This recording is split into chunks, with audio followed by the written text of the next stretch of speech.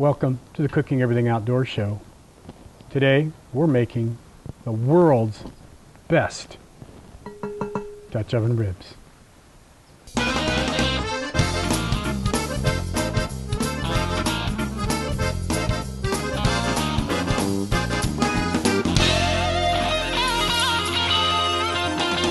Gary House, the Outdoor Cook, Cooking Everything Outdoors show. I hope you try this at home.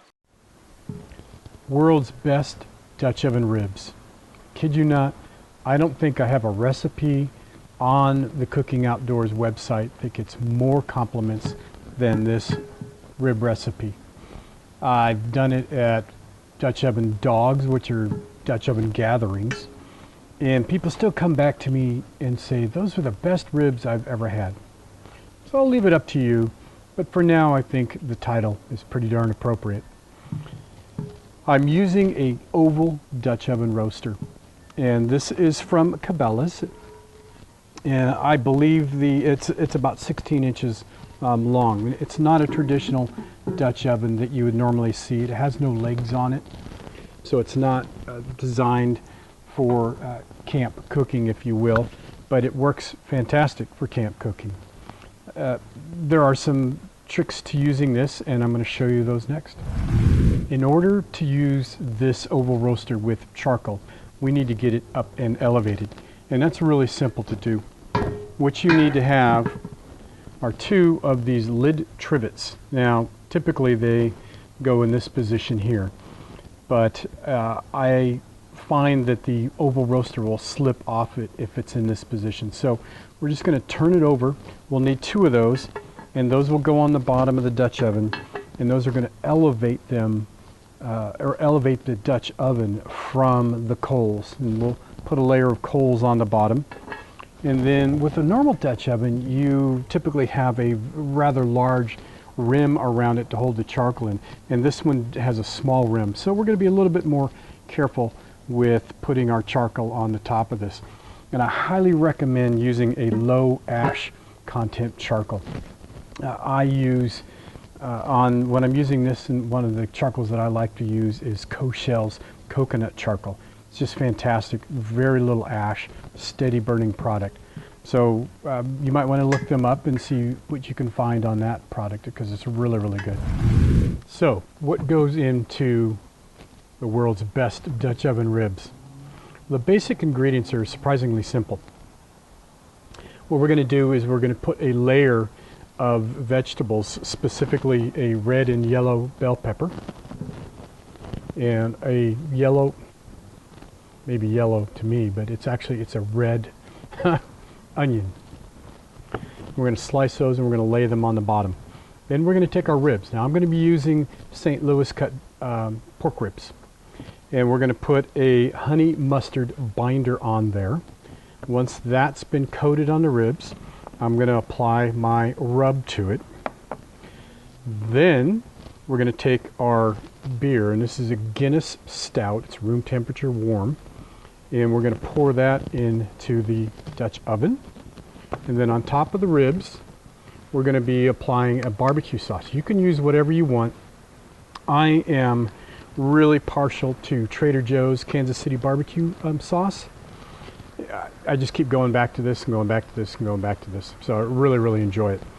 And that's pretty simple. That's the recipe. I'm going to show you how I cut it up and get it prepared. Okay, first things first, sharp knife.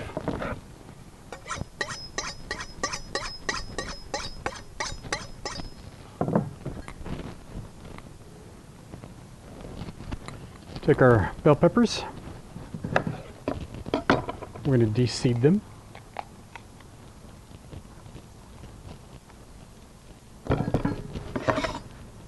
Then I want ringlets, just like that.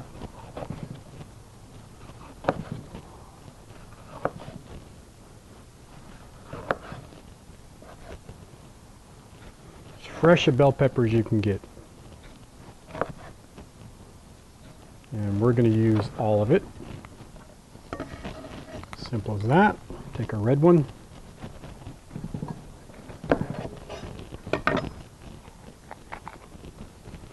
See that? Get our ringlets.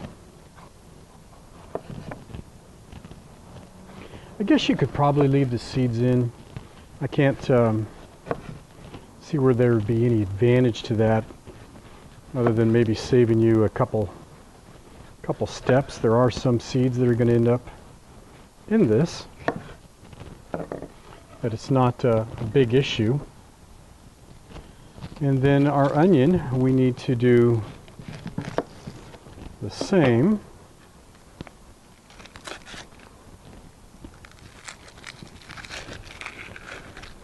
Just get that peeled off as best you can. Sometimes they're a little tricky. Luckily this one doesn't have me crying yet. It is making quite the mess. Would you expect anything less? Okay. And then get some ringlets out of this. This is a fairly large red onion.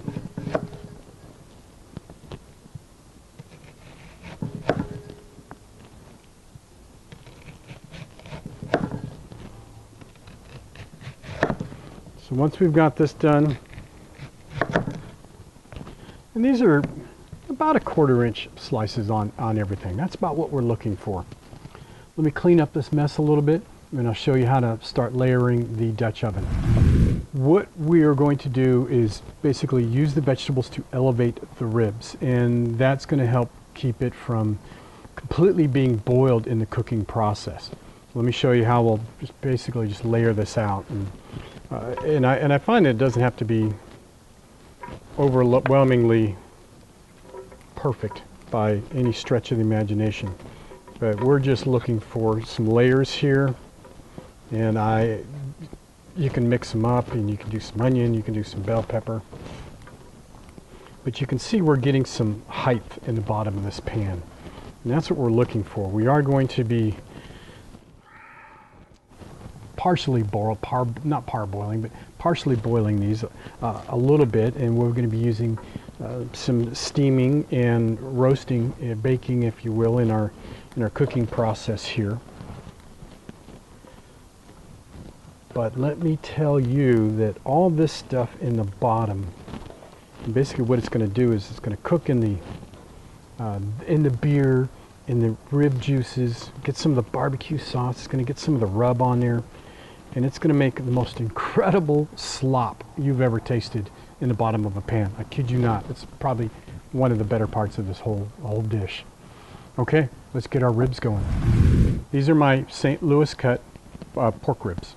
I've already removed the membrane from the back, and now all we have to do is apply our honey mustard binder, and it's simply honey mustard. I'm going to put a light coat on all sides of the ribs, and let's do that now. But first, to facilitate cleanup, we'll need some of these bad boys.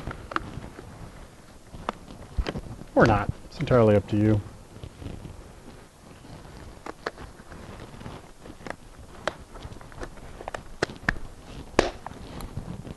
Let's do this. A little mustard. Get that nicely coated on the... You don't have to do the mustard binder. I just really like it.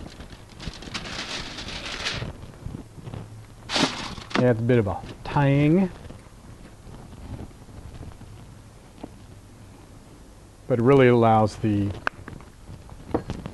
rub that you apply to adhere to the food and stick nicely. Okay. So we've got that going. And now what we need to do is apply our rub. I need to get a little of this off here.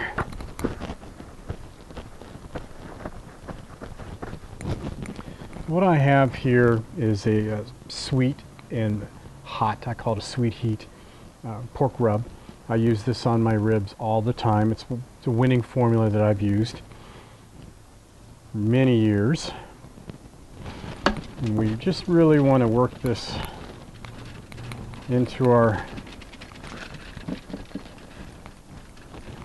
ribs nicely.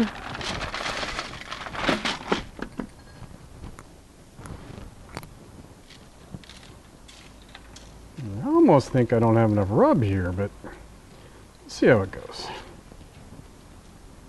Sink or swim, baby, on the Cooking Everything Outdoors show. That's the way it goes. Okay. Yeah. I think this is going to be fine.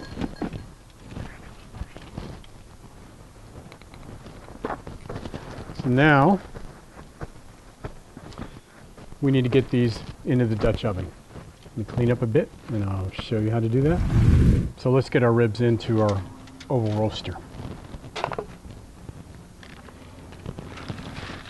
Nice. Just set them right in there, right on top of the bell peppers and onions. Now, some of you may not have an oval roaster and all you have is a Dutch oven. It will work just the same. Just cut your rack of ribs in half and you can set them in a 14 or a 16-inch Dutch oven. You could even stack them if all you have is a 12-inch Dutch oven. It does work, but make sure that if you do stack your ribs, that you put your barbecue sauce on the first layer and then put your other one on top of that, or you're going to miss out on some good flavors. So, let's talk about our barbecue sauce. And all I do with this, once I get the child-proof wrapper off, go figure, I'm going to probably need a knife. Let's see if we can force this off.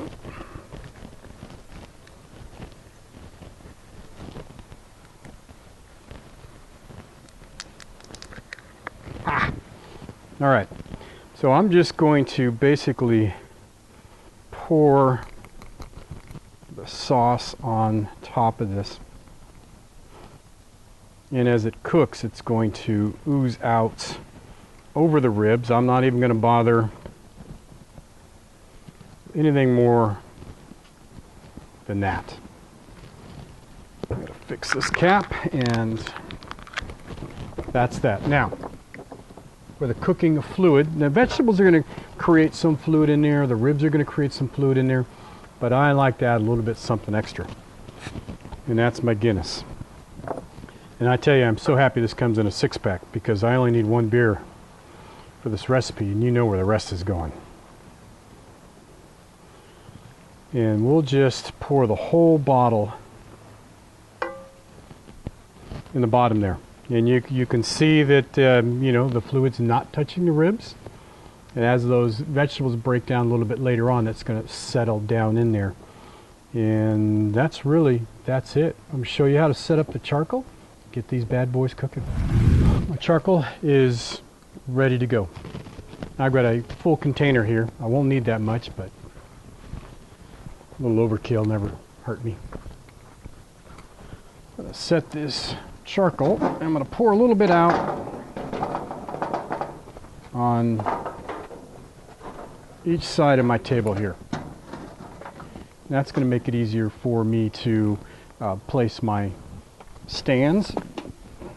So these gloves, please, really hot. And so I'm going to set them like so, which is going to be just a little bit like that, about the width of the Dutch oven. And then I'm going to place a ring of charcoal around the bottom of my Dutch oven.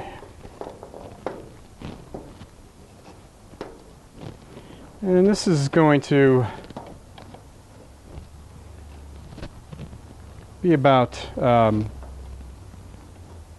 16 coals on the bottom, roughly.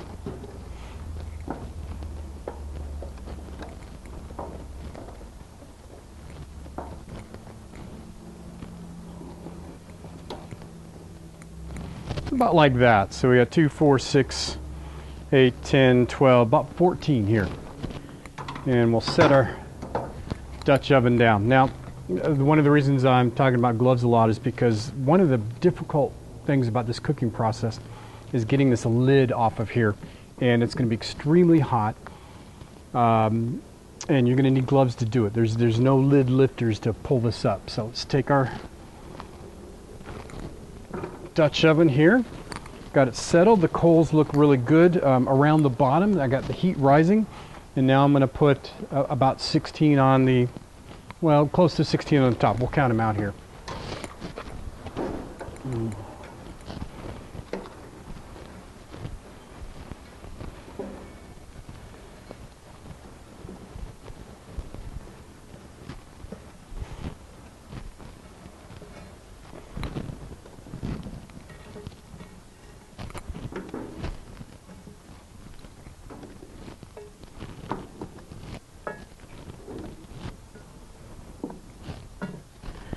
Boy, this is high definition. You could probably see me sweating because these coals are adding to the daytime temperature here. So let's get another one on there, and we're just using the ring method, which is basically ringing the top of the Dutch oven. Not going to go too heavy there. We've got 2, 4, 6, 8, 10, 12, 14, 17, so it's pretty close. And we're going to let this cook for about probably 45 minutes. These charcoals are going to last me, and it's going to get pretty hot in there. You're going to start smelling this really quickly. It's going to start smelling incredible. But this cooking process is going to take 2.5 to 3.5 hours. Probably closer to 2.5 hours is what I'm guessing. It's a fairly decent rack of ribs. So I'll show you how I add more charcoal to this as we get cooking here. So it's been about 45 minutes now, and the coals are starting to break down. About the 35-minute mark, I started up some fresh coals, and basically what I'm going to do is I'm going to add just a few more on the bottom, but even more on top, and I'll show you what I mean by that. Won't take much more coals. I think that we used, what, 30, 32, 33 when we first started this, and really all I'm going to be doing is adding probably about 12 to 15 more coals at this point. And I'm just going to continue that process until those ribs are done.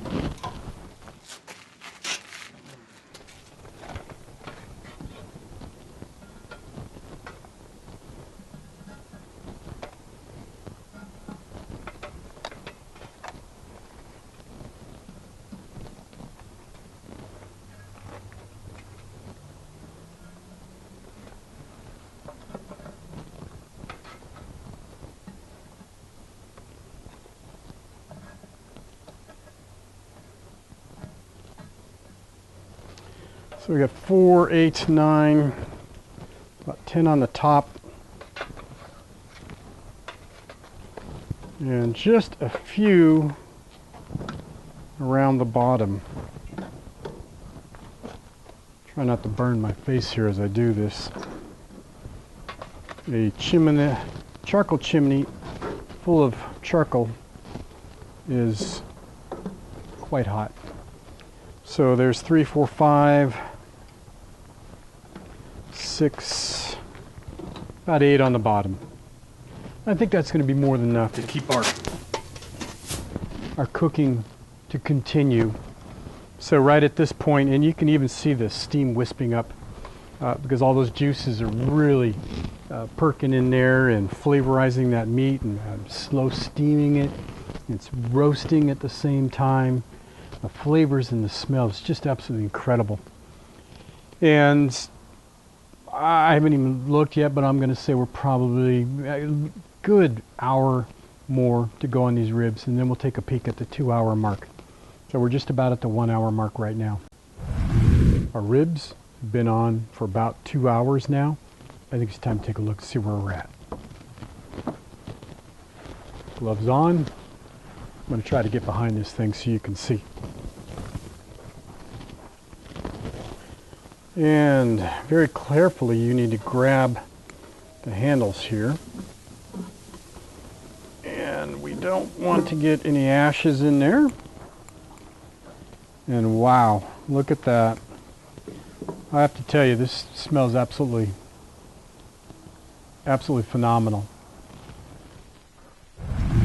Time to plate these bad boys up. Now, you can, as I normally do, just cut the ribs right in the slop here.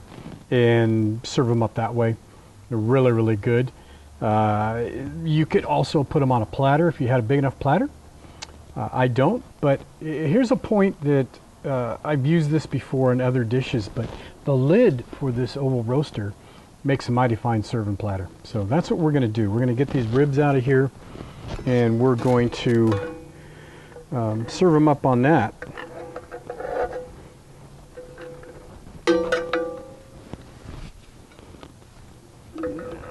Simply up and on the platter. I want to get some of this flavor out of here.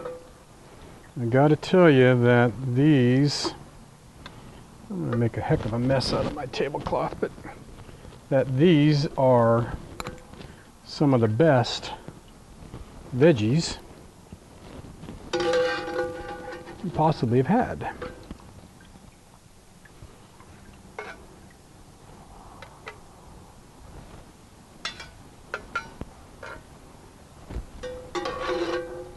All these juices that are in here, certainly good for serving up on top of the ribs. And as always, it takes just a couple seconds for the flies to show up.